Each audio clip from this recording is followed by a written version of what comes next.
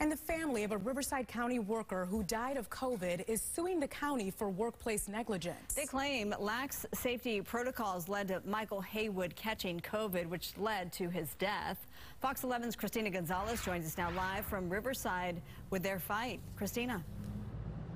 Yeah, and a lot of people are keeping their eye on this. Haywood was a 15-year employee of the Flood Control Office, and according to the lawsuit, he had warned repeatedly his supervisors that safety protocols were not being followed. During this surge in 2020 in December, he and colleagues tested positive, and 2 months later, he was dead. When Mike died, I didn't just lose my life partner and my best friend. Elizabeth Haywood lost her husband, Michael, to COVID-19. His family filing a lawsuit against Riverside County, claiming that the 61-year-old equipment parts supervisor at the Flood Control Department died as a result of the negligence from supervisors who allegedly refused his request for accommodations during the December 2020 COVID surge.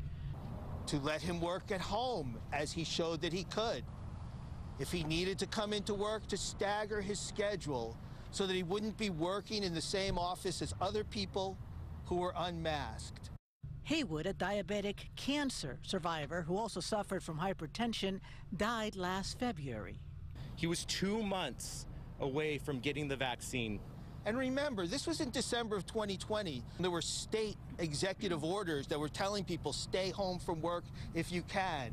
In a written statement, Riverside County saying, quote, "We are very saddened by the death of Mr. Haywood, who was a valued employee of the Riverside County Flood Control and Water Conservation District for 15 years. At this time, the county has not received a lawsuit and cannot discuss details involving pending litigation.